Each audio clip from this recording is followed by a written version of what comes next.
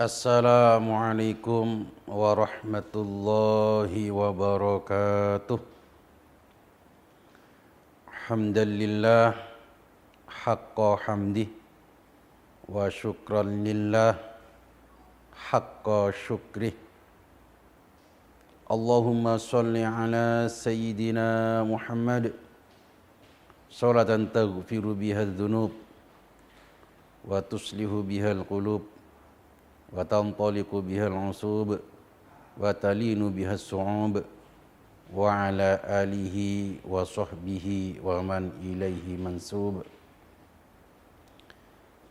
Pemirsa pemerhati Qalbun Salim NTV Banyuwangi yang terhormat dan yang kami hormati, yang mulia dan yang kami muliakan. Pertama, marilah kita memanjatkan puji syukur kehadirat ilahi Rabbi biqaulina alhamdulillah, karena berkat rahmat taufik serta hidayahnya kita semua dikasih kekuatan sehingga kita bisa melaksanakan semua aktivitas kita masing-masing. Yang kedua kalinya, sholawat serta salam Allah semoga tetap terlimpah tercurahkan kepada junjungan kita Nabi besar Nabi Agung Muhammad sallallahu alaihi wasallam, karena beliaulah yang telah membawa kita dari zaman jahiliyah menuju zaman akhlakiyah.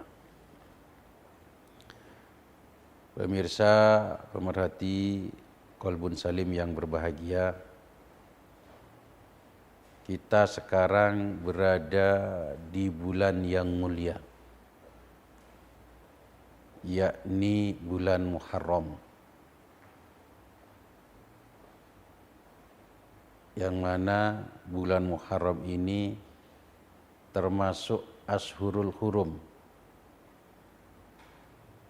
bulan-bulan yang mulia, bulan-bulan yang dimuliakan, yaitu Dzulqa'dah, Dzulhijjah, Muharram dan Rajab.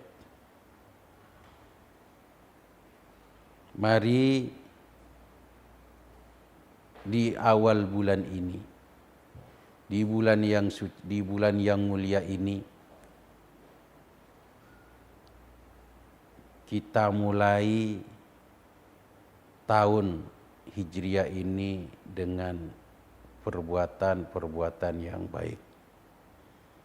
Di awal tahun Hijriah ini kita mulai dengan hal-hal yang baik.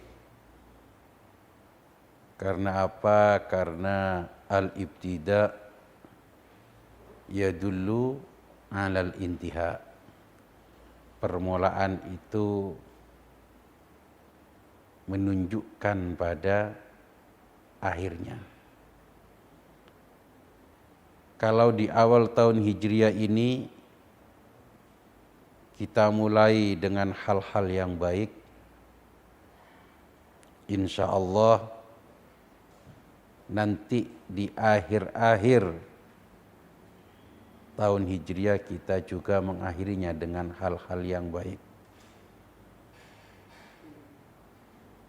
Kemudian kalau semua aktivitas kita didahului dengan kebaikan, diakhiri dengan kebaikan, maka kita termasuk orang yang matan nas ala ma'ash, manusia di situ mati sesuai dengan hidupnya. Kalau hidupnya diakhiri dengan kebaikan, dimulai dengan kebaikan, diakhiri dengan kebaikan, insya Allah kita menghadap kepada Allah Subhanahu wa taala dengan husnul khotimah, dengan kebaikan, dengan akhir yang baik. Pemirsa pemerhati Qalbun Salim dimanapun Anda berada, salah satu hujjah atau dalil, bukti bahwasanya bulan Muharram ini termasuk bulan yang dimuliakan adalah disebutkannya dalam hadis yaitu syahrullah, diidhofahkan kepada lafzul jalalah. Di situ disebutkan dalam hadis afdhalus shalah ba'dal maktubah as-shalatu fi jawfil lail al-awsat wa afdhalus syuhur ba'da syahri Ramadan al-Muharram wa huwa syahrullah al-asam. Salat yang paling utama setelah salat fardu adalah salat di tengah malam. Salat sunnah di tengah malam. Kemudian bulan-bulan yang paling mulia setelahnya bulan Ramadan adalah bulan Muharram. Wa huwa syahrullah al-asam. Bulan Muharram itu adalah bulannya Allah. Dan bulan Muharram ini diidhofahkan kepada lafzul jalalah. Diidhofahkan, disandarkan kepada lafaz Allah. Kalau diidhofahkan, disandarkan kepada lafaz Allah, ini menunjukkan bahwasanya mudhofnya ini adalah sesuatu yang mulia. Karena mudhof ilaihnya Allah. Syahrullah. Bulannya Allah. Persamaannya adalah sandal. Sandal ini bukan sesuatu yang mulia, hal yang biasa-biasa saja. Tapi begitu sandal ini disandarkan, dinisbatkan kepada sesuatu yang mulia, maka sandal akan naik ratingnya menjadi mulia juga. Sandalnya presiden.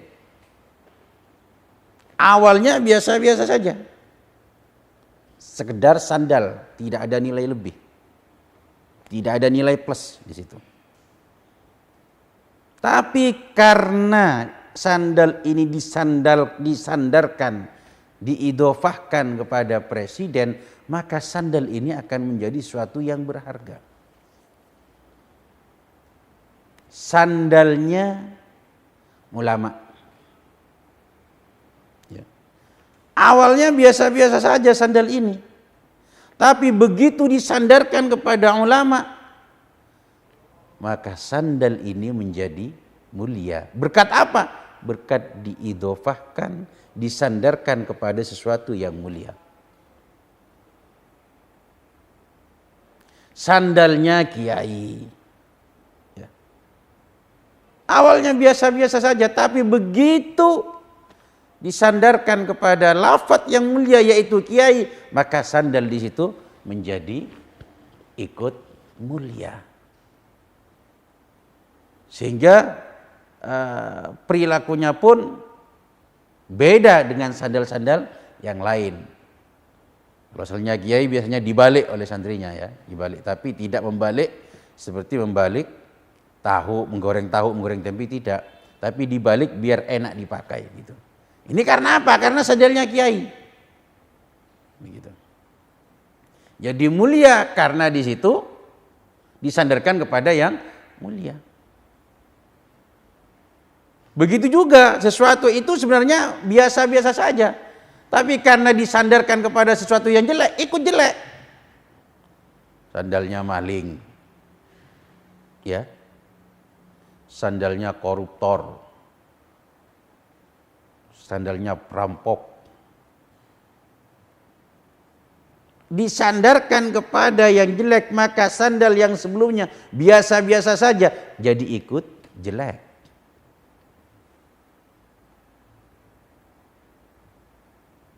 Anak. Kata-kata anak ini biasa-biasa saja. Tapi begitu disandarkan anaknya kiai, maka secara otomatis anak ini naik ratingnya. Menjadi mulia. Karena apa? Karena disandarkan kepada sesuatu yang mulia yaitu kiai, anaknya kiai. Walaupun dia sendiri belum tentu menjadi kiai, belum tentulah katakanlah. Atau bahkan belum tentu dia bisa ngaji, belum tentu. Tapi begitu disandarkan pada kiai, apapun kondisi dirinya, ini menjadi mulia. Karena apa? Disandarkan kepada sesuatu yang mulia, anaknya kiai. Begitu juga bulan. Ketika di dalam hadis disebutkan Al-Muharram ini adalah syahrullah, bulannya Allah, berarti ini bukan main-main. Ya. Ini bulan yang mulia, bayangkan disandarkan kepada Allah. Bulannya Allah. Berarti menunjukkan ini merupakan sinyal yang jelas bahwasanya bulan Muharram ini adalah bulan yang mulia.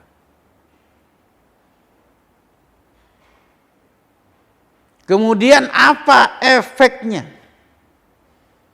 Ketika bulan ini menjadi bulan yang mulia, efeknya adalah ketika kita melakukan kebaikan-kebaikan di bulan ini, melakukan amal-amal soleh di bulan ini, maka pahalanya pun berlipat ganda. Pahalanya naik berlipat ganda. Begitu. Begitu juga sebaliknya.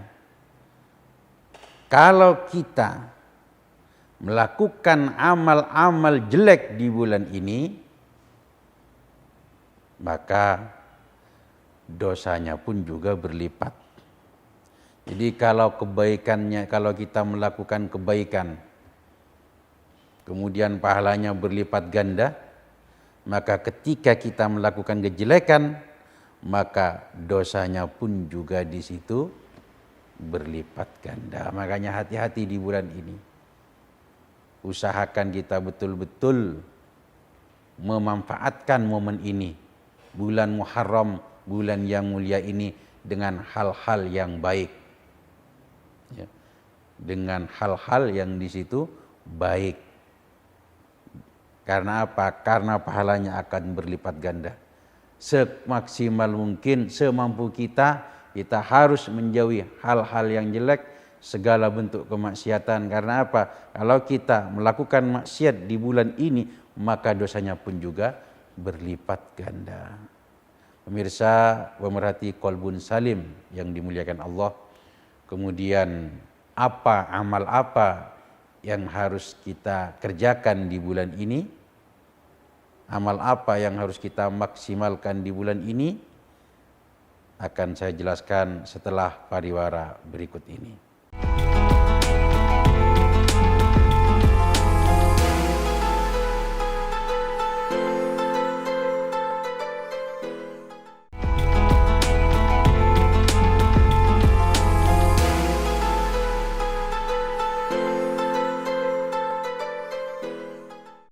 Pemirsa, pemerhati Qalbun Salim dimanapun Anda berada, kita lanjutkan kajian kita. Termasuk hal-hal yang harus kita kerjakan di bulan ini adalah dengan cara kita melakukan puasa sunnah. Pada bulan ini kita dianjurkan untuk melakukan puasa sunnah. Dan puasa pada bulan Muharram ini ada dua. Ada yang nuansanya, sifatnya di situ khas, alal khas. Ada yang di situ alal am. Yang al-am, alal am, puasa yang umum adalah bebas kita mengerjakan puasa sunnah di bulan ini. Bisa di permulaan bulan Muharram, tanggal 1 atau tanggal 2, silakan. Bisa dikerjakan di pertengahan bulan, ini yang alal am. Bisa dikerjakan di akhir bulan, bebas. Ya. Ada am, ada khas, ini yang am ini. Yang umum Bebas kita melakukan puasa sunnah di bulan Muharram ini, bebas kapan saja terserah. Bisa awal bulan, bisa pertengahan bulan, bisa di akhir bulan. Atau seluruh hari di bulan Muharram panjenengan mau melaksanakan puasa, ya monggo, silakan. Puasa am. Kemudian yang kedua di situ yang khos, yang khusus. Puasa sunnah yang khusus kapan? Pada tanggal 10 Muharram. Yang kita kenal dengan Asyura, Yaumu Asyura. Hari Asyura. Ini kita sangat dianjurkan untuk melakukan puasa pada hari ini secara khusus. Pada tanggal 10 bulan Muharram, yaitu Asyura. Kita disunnahkan untuk melakukan puasa di hari ini, di hari Asyura ini, tanggal 10 bulan Muharram ini. Dan juga kita dianjurkan untuk berpuasa di tanggal 9-nya, yaitu Tasu'a. Kita dianjurkan juga. Jadi tidak hanya pada tanggal 10 Muharram, tapi tanggal 9 pun juga kita disunahkan untuk melakukan puasa itu. Kenapa demikian? Dalam rangka agar kita tidak sesuai, tidak sama, tidak menyerupai dengan orang-orang Yahudi.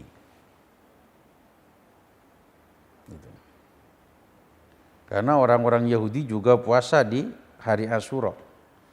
Agar kita tidak sama, ya, agar kita enggak sama dengan mereka, maka kita berpuasa tanggal 9-nya. Ben bido, ben gak bodoh, gitu loh. Ini urusan ibadah padahal ya. Urusan ibadah kita jangan sampai istilahnya sama dengan orang-orang Yahudi. Ini urusan ibadah padahal. Apalagi yang bukan urusan ibadah, mestinya jangan sampai sama. Model berpakaian, ya. Biar kita tidak termasuk dalam hadis itu, man tashabbaha biqaumin fa huwa minhum. Kita berpakaian, kita berhias, jangan sampai di situ serupa dengan orang-orang Yahudi. Karena itu man tashabbaha biqaumin fa huwa minhum. Urusan ibadah saja, urusan ibadah padahal, urusan kebaikan kita dianjurkan untuk tidak sama dengan mereka. Sehingga kalau kita berpuasa di Asyura, kita juga disunahkan berpuasa pada tanggal 9-nya. Bahkan seandainya tanggal 9 di situ kita enggak berpuasa, agar tetap berbeda, maka tanggal 11 kita di situ berpuasa.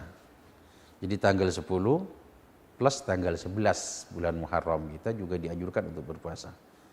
Sekali lagi dalam rangka kita berbeda dengan mereka. Gitu. Atau bahkan seandainya tanggal 9 kita berpuasa, tanggal 11 pun kita dianjurkan tetap berpuasa juga. Ada pendapat yang seperti itu. Jadi monggo kerjakan tanggal 9 plus 10 atau tanggal 10 plus 11 atau di situ 9, 10, 11. Silakan dikerjakan. Gitu. Jangan sampai dilewatkan momen-momen penting ini. Pemirsa, pemerhati Qalbun Salim dimanapun Anda berada. Kemudian sesuatu yang mestinya tidak perlu kita khawatirkan adalah mitos-mitos yang tersebar di masyarakat. Biasanya kalau masuk bulan Muharram, Lek wong Jawa itu ngarani bulan Suro. Ya. Lek Arabnya itu bulan Muharram. Itu biasanya takut untuk melaksanakan acara-acara. Acara pernikahan atau acara apa saja, takut ketika masuk bulan Muharram. Hendaknya kita nggak usah terpengaruh dengan mitos-mitos tersebut. Karena apa? Karena memang nggak ada larangan. Kita punya gawe di bulan Muharram nggak ada larangan. Mau mantenan nggak, mau sunatan nggak, silahkan.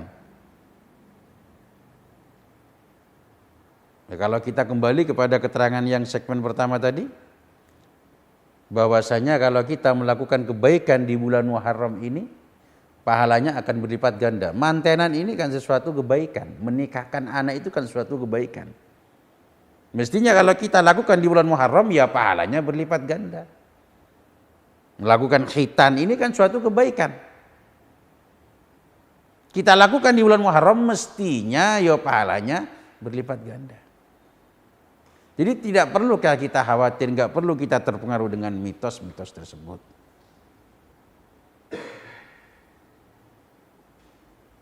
Tapi terkadang ada orang misalnya melakukan duwe apa acara di bulan Muharram, terkadang di situ mengalami hal-hal ketika melanggar mitos-mitos tersebut, mengalami hal-hal yang tidak mengenakan. Dan itu bukan sebuah pembenaran terhadap mitos tersebut, tidak. Kenapa itu terjadi? Karena sudah prasangkanya kepada Allah semacam itu. Dalam hadis qudsi disebutkan, ana inda dzanni abdi bi, saya sesuai dengan prasangka hambaku. Kalau panjenengan punya gawe sunatan di bulan Muharram, Anda punya prasangka nanti akan terjadi sesuatu yang tidak mengenakan. Akan terjadi kecelakaan, akan terjadi apa? Maka akan terjadi celaka. Kenapa? Karena prasangka panjenengan yang sudah tidak baik kepada Allah. Tapi kalau hati kita ditoto, ya, kalau hati kita sudah ditoto dengan baik, kita berprasangka baik kepada Allah, ya, maka insya Allah tidak akan terjadi apa-apa. Anda percaya kepada seseorang hari ini jangan jalan ke arah selatan. Anda percaya kemudian Anda langgar, pasti celaka. Hari ini sampean nggak boleh melakukan ngidul. Ya, karena ini begini dan begini, gak boleh. Sampai Anda percaya, Anda jalan ke arah selatan, pasti terjadi sesuatu yang tidak mengenakan. Karena apa? Karena penyonone, prasangkanya itu sudah tidak baik kepada Allah. Coba kalau nggak punya prasangka semacam itu, tidak akan terjadi celaka, tidak akan terjadi apa-apa. Oleh karena itu mari ditoto hati kita. Bagi yang sudah kadung percaya dengan mitos tersebut, sudah tertanam di dalam hatinya, ya sebaiknya nggak usah melakukan apa-apa. Karena apa? Karena ketika Anda sudah percaya melakukan amal di bulan, melakukan semacam acara di bulan Muharram, Anda percaya itu hal yang tidak baik, akan terjadi sesuatu, akan terjadi celaka dan sebagainya. Kalau sudah percaya, nggak usah melakukan, karena Anda sudah kadung prasangka jelek kepada Allah. Kalau Anda ingin lakukan, totuan dulu hatinya, kuaan percayaan itu, bahwasanya tidak akan terjadi apa-apa. Gitu. Kalau wis kadung keterlanjur, kadung percaya, ya rasa melakukan, pasti nanti Anda akan terkena sesuatu. Karena prasangka Anda kepada Allah semacam itu. Tapi kalau sudah ditoto hatinya, yakin tidak akan terjadi apa-apa, insya Allah aman, selamat. Gitu. Jadi intinya kita melakukan apapun, melakukan kegiatan-kegiatan selagi kegiatan tersebut bernilai kebaikan, bernilai taat di bulan Muharram, itu enggak dilarang oleh agama. Silahkan Anda kerjakan. Silahkan diteruskan, mau mantenan, mau sunatan, silahkan. Yang penting hati Anda sudah yakin tidak akan terjadi apa-apa. Pemirsa, pemerhati Qalbun Salim dimanapun Anda berada. Kemudian kita bahas lebih lanjut tentang hari Asyura. Ya. Amal apa yang harus kita kerjakan? Karena hari Asyura ini hari yang istimewa. Ya. Banyak kejadian-kejadian penting yang terjadi pada hari Asyura ini. Nabi Yunus keluar dari dalam ikan itu pada hari Asyura pada tanggal 10 Muharram ini. Kemudian perahunya Nabi Nuh berlabuh pada tanggal 10 Muharram atau hari Asyura. Kemudian amal-amal apa juga yang harus kita kerjakan pada malam atau hari Asyura akan saya jelaskan setelah pesan-pesan berikut ini.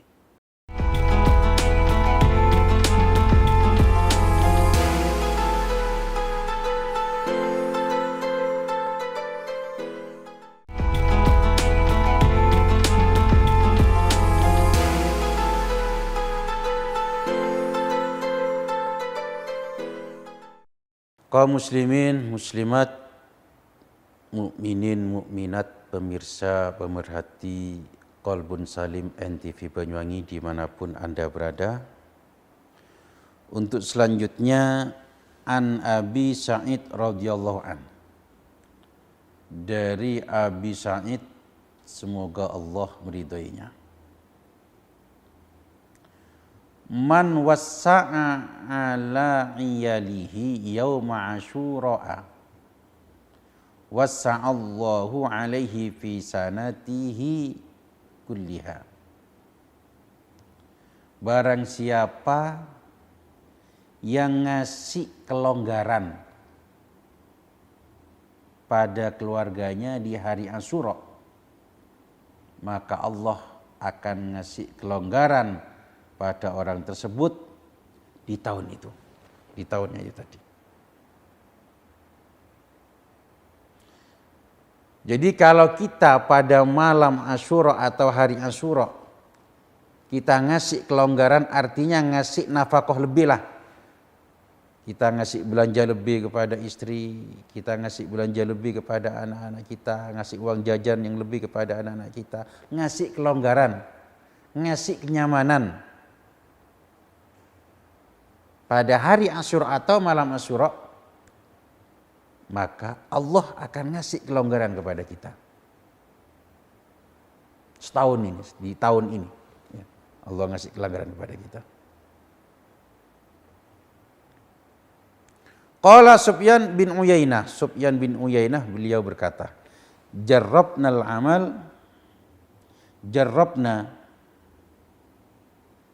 al-amala bihadal hadis khamsina aw sittina sana fawajadnahu kadzalik. Sufyan bin Uyainah beliau dahulu, saya mempraktekkan hadis ini, ya, katanya beliau, saya mempraktekkan hadis ini 50 tahun atau sekitar 60 tahun, khamsina aw sittina sana, dan saya menemukan hal itu. Gitu. Sufyan bin Uyainah mempraktekkan hadis ini. Siapa orangnya yang ngasih kelonggaran pada keluarganya, maka Allah akan ngasih kelonggaran dalam setahun itu tadi. Ini dipraktekkan oleh Sufyan bin Uyainah. Sekitar 50 tahun atau 60 tahun gitu. Beliau betul membuktikan hal ini terjadi. Artinya Allah ngasih kelonggaran padanya. Betul. Lalu kita bagaimana? Monggo kita praktekkan masing-masing. Ya. Pada malam atau hari Asyura, mari kalau memang kita ingin dilonggarkan oleh Allah, ingin diberi kelonggaran oleh Allah, ini bagaimana? Mari kita praktekkan hadis ini. Insya Allah kita akan seperti Syekh Sufyan bin Uyainah akan menemukan hal itu. Gitu. Kasih nafkah lebih kepada istri, kasih uang jajan lebih terhadap anak-anak kita. Insya Allah Allah akan ngasih juga kelonggaran kepada kita. Gitu. Pemirsa pemerhati Qalbun Salim dimanapun Anda berada. Al-Habib Hamid bin Alawi Al-Haddad. Beliau ini adalah saudaranya Al-Habib Abdullah Al-Haddad, Shahibur Ratib. Ketika beliau menghadiri pembacaan fadilah Asyura di Masjid Ba'alawi dan beliau mendengar fadilahnya sedekah pada hari Asyura tersebut, akhirnya beliau keluar dari masjid, pulang ke rumahnya, ingin praktek. Ya, ini orang-orang dulu kan ini luar biasanya kan gitu. Begitu mendengar langsung ingin praktek, mendengar ingin praktek gitu loh. Mendengar fadilahnya sedekah pada hari Asyura bagaimana? Langsung keluar dari masjid, pulang ke rumahnya, beliaunya ingin bersedekah di hari Asyura tersebut. Ternyata bagaimana? Tidak ada yang dibuat untuk bersedekah. Istilahnya ganti apa-apa ternyata di rumahnya itu tadi. Akhirnya bagaimana? Beliau mengambil baju keluarganya dan dengan baju itu beliau untuk bersedekah. Ini dari inginnya sekali mengamalkan sedekah di hari Asyura. Gitu. Gak punya apa-apa. Sehingga bagaimana? Yang disedekahkan adalah baju daripada keluarganya. Gitu. Kemudian selanjutnya diceritakan di Mesir itu ada seorang laki-laki, ya. La yamliku illa sauban wahidan, dia tidak punya apa-apa kecuali cuman satu baju. Nah, ini di Mesir. Di Mesir ada seorang laki-laki yang mana dia tidak punya baju, tidak punya apa-apa kecuali hanya satu baju. Fa shalla as-subha yauma Asyura fi jami'i Amr ibn al-As radhiyallahu an. Beliau laki-laki ini yang tidak punya apa-apa kecuali hanya satu baju. Beliau melakukan sholat subuh pada hari Asyura di Masjid Jami' Amr bin As. Setelah beliau melaksanakan sholat subuh bagaimana? Faqalat lahu imra'atun, ada seorang perempuan yang berkata kepada beliau, a'tini syai'an lillahi asta'inu bihi ala auladi. Ada perempuan berkata kepada beliau, a'tini syai'an, kasih saya sesuatu karena Allah, yang mana sesuatu tersebut akan saya gunakan untuk membiayai anak-anak saya. Ada seseorang perempuan yang minta-mintalah gitu. Qala na'am, oke, kata laki-laki tersebut yang tidak punya apa-apa sama sekali kecuali satu baju. Oke katanya. Sehingga faraja'a ila baitihi wa antaza'a thawba wa dafa'ahu min syikil bab. Pulang ke rumahnya, enek wong jaluk-jaluk, enek wong minta-minta pada hari Asyura ini. Enek wong jaluk minta-minta. Akhirnya dia bilang oke, pulang dia ke rumahnya. masuk ke dalam rumah, kemudian dilepas bajunya di dalam rumah itu tadi. Kemudian dikasihkan bajunya dari balik pintu. Kenapa? Karena nggak punya baju lagi. Tadi kan sudah disebutkan la yamliku, ya, la yamliku illa sauban wahidan. Dia tidak punya apa-apa kecuali satu baju. Ini. Akhirnya dia kasihkan bajunya. Ada orang minta-minta dikasih baju. Karena cuma satu baju yang ada di tubuhnya, dia kasihkan dari balik pintu. Karena kalau nggak disihkan dari balik pintu, maka dia akan terlihat nanti tanpa baju begitu. Faqalat lahu albasakallahu min hulalil jannah. Akhirnya perempuan tersebut mendoakan, ya, mendoakan kepada laki-laki tersebut, semoga Allah memberi pakaian padamu dari perhiasan-perhiasan surga.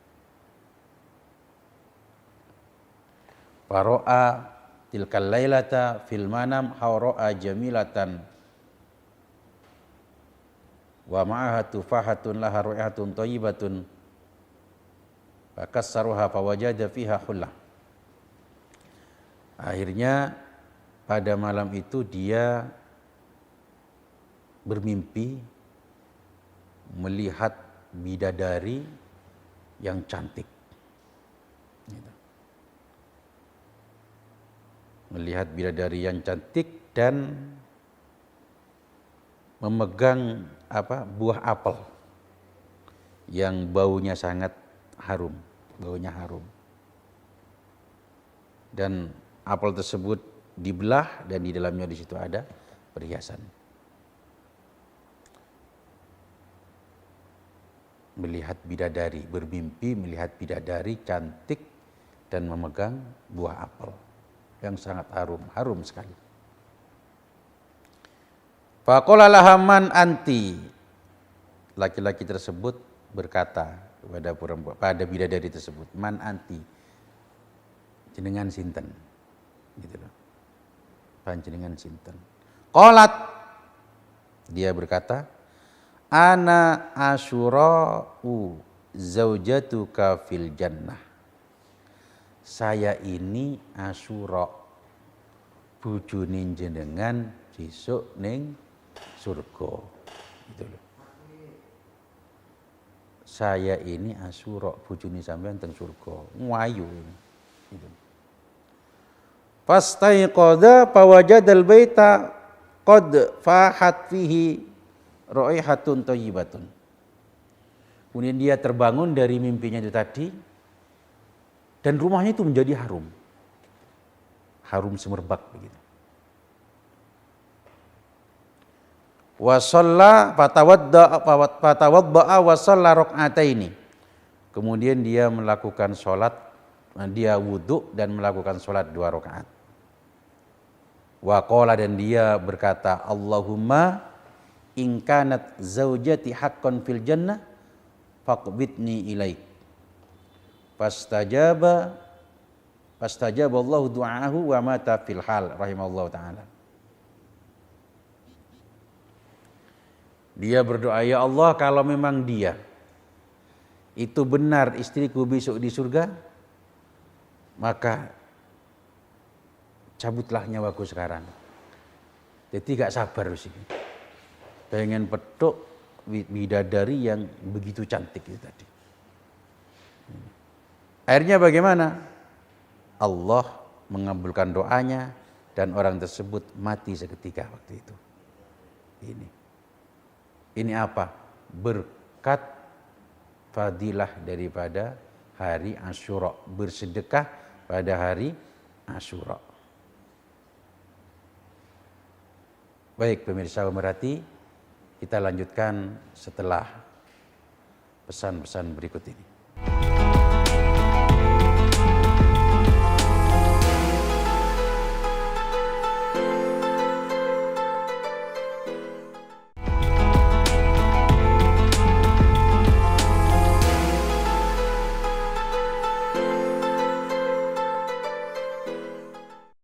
Pemirsa pemerhati Qalbun Salim dimanapun Anda berada, Mari kita lanjutkan kajian kita pada saat ini.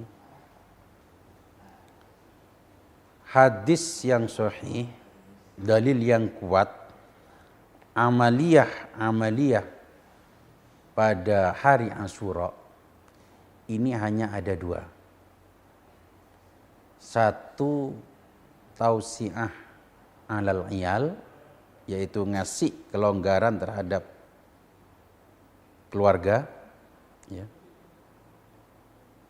Yang kedua adalah as-shaum, puasa.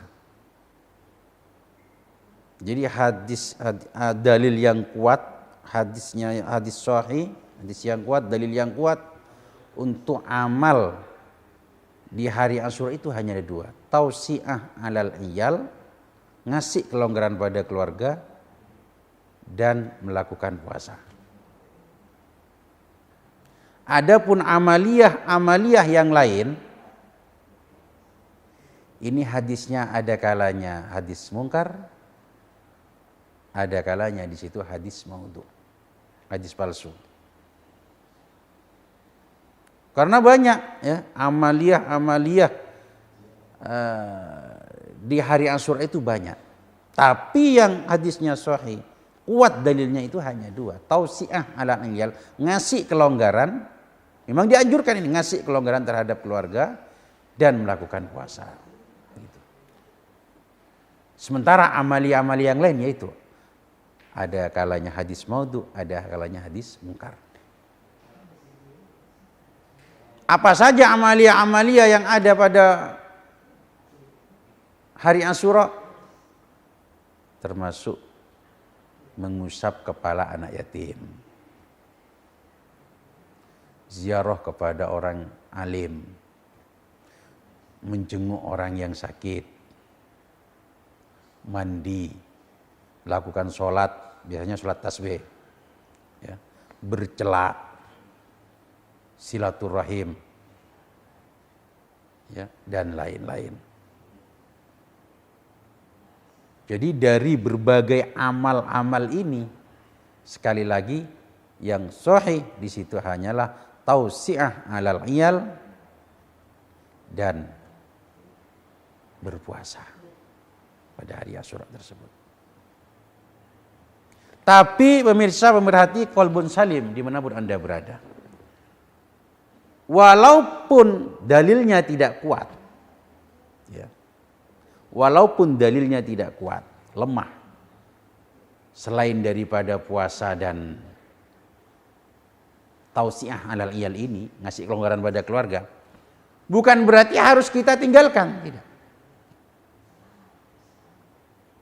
Menyantuni anak yatim katakanlah, mengusap kepala anak yatim, apakah harus ditinggalkan? Tidak. Anda melakukan sholat sunnah, misalnya sholat tasbih, silakan. Anda pada hari Asyura, khusus pada hari Asyura, Anda ziarah kepada orang alim, silakan. Silaturahim, silakan. Mau bercelak, silakan. Potong kuku, silakan. Tapi satu, jangan sampai Anda punya keyakinan itu ada hadisnya di Rasulullah SAW. Begitu. Jangan sampai punya keyakinan semacam itu. Artinya ada kekhususan, ada hadis, ya, ada keterangan dari Rasulullah SAW khusus pada hari Asyura, ada amal-amal semacam itu. Jangan punya keyakinan seperti itu. Mau diamalkan silahkan, dengan cara apa niatnya? Lillah, karena Allah, satu, dan dua, mengikuti orang-orang dulu, orang-orang salaf dulu.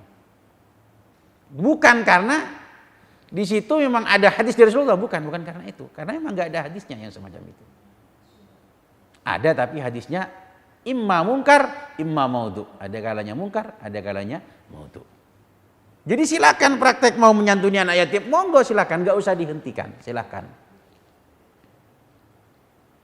Tapi jangan sampai itu tadi, punya keyakinan, oh ini ada hadisnya, ini lakukan, nggak usah, cukup Anda kerjakan. Mengikuti orang-orang dulu, gitu aja. Karena yang dilarang ketika Anda di situ punya keyakinan itu ada ketetapan dari Rasulullah Sallallahu Alaihi Wasallam, itu ada peraturan dari Rasulullah Sallallahu Alaihi Wasallam, itu yang dilarang. Tapi kalau bebas nggak punya keyakinan semacam itu, monggo silakan. Gitu.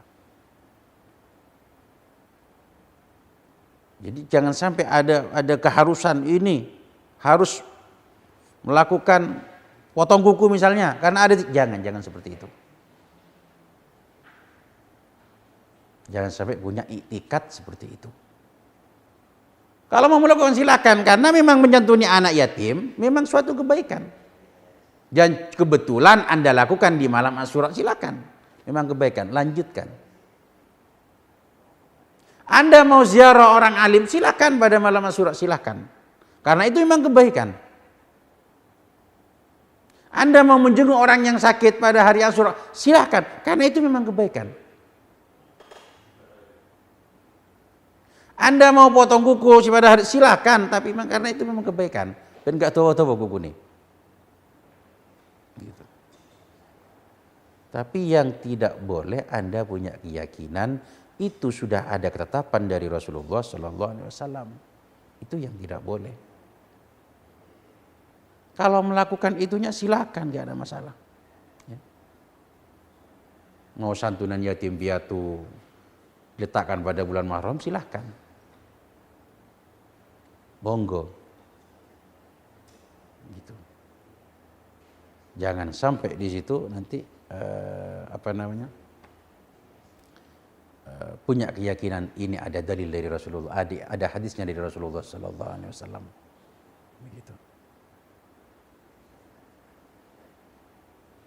Jadi nggak ada masalah. Jadi bukan berarti nanti dilarang. Oh kalau begitu, ini nggak ada hadisnya di Rasulullah Sallallahu Alaihi Wasallam, maka nggak boleh mengadakan santunan yatim di hari Asyura. Nggak boleh ziarah kepada orang yang alim daripada di hari Asyura. Nggak boleh di situ memotong kuku, nggak boleh bercelak di situ, dan lain sebagainya dan lain sebagainya. Nggak boleh. Ya kalau nggak boleh, yang ngelarang siapa? Ya. Yang larang siapa? Tidak ada larangan masalah ini. Yang dilarang iktikat kita mengatakan ada dalilnya dari Rasulullah itu, ada hadisnya dari Rasulullah, itu yang nggak dilarang. Kalau melakukan amal itu karena amal itu kebaikan, nggak ada masalah. Contoh yang lain yang sudah berlaku di antara kita, namanya adzan, itu ya langsung Allahu Akbar, Allahu Akbar, adzan itu. Nggak ada aturan main, adzan itu harus baca sholawat dulu. Allahumma sholli ala sayyidina maulana Muhammad, Allahu ya karim, Allahu Akbar, kan begitu adatnya. Ini adzan sebenarnya nggak ada aturan main harus baca sholawat dulu, nggak ada. Tapi bagaimana, apakah kita harus meninggalkan? Kan nggak harus. Silakan Anda baca sholawat sebelum adzan, tapi jangan sampai punya keyakinan membaca sholawat sebelum adzan itu sunnah. Itu yang jangan sampai semacam itu. Jadi boleh-boleh saja alal am, secara umum, min haisul am, gitu loh.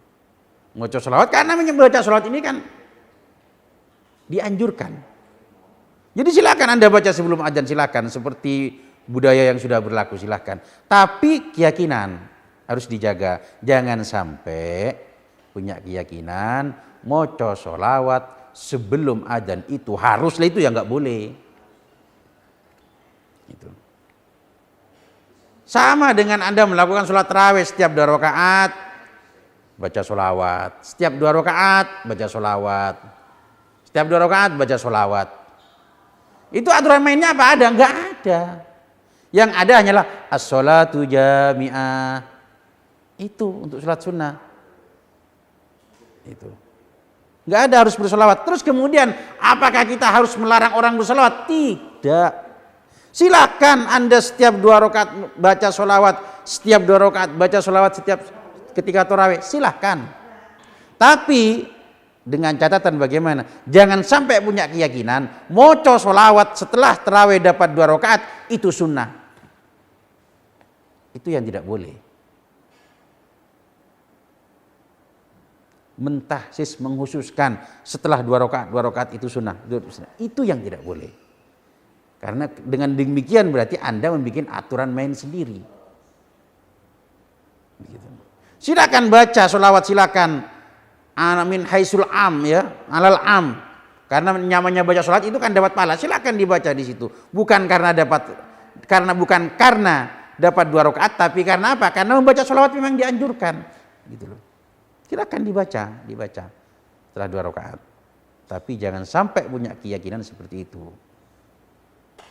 Sama dengan praktek-praktek pada hari Asyura tadi, menyantuni anak yatim, ya. Kemudian ziarah kepada orang alim, memotong kuku, bercela, ya, atau mandi atau apalah segala macam. Silahkan Anda lakukan, tapi jangan sampai Anda punya keyakinan itu sudah ada ketentuannya dari Rasulullah SAW. Itu yang tidak boleh. Lakukan semuanya itu karena memang apa? Karena itu semua memang kebaikan. Ya, memang kebaikan. Bukan karena khusus harus pada hari Asyura, tidak. Karena itu memang kebaikan. Gitu aja, beres. Jadi kita nggak perlu membubarkan orang-orang yang santunan yatim, nggak perlu. Atau nanti malah ngelok-ngelok sing bid'ah sing apa, nggak perlu sama itu. Gitu. Baik pemirsa pemerhati Qalbun Salim dimanapun Anda berada, mudah-mudahan kajian kita pada saat ini menjadi kajian yang barokah, manfaat, maslahah fiddin wa dunya wal akhirah, awal hingga akhir. Terima kasih atas segala perhatian. Mohon maaf atas segala kekurangan. Wallahul muwaffiq li aqwamit thoriq. Wassalamualaikum warahmatullahi wabarakatuh.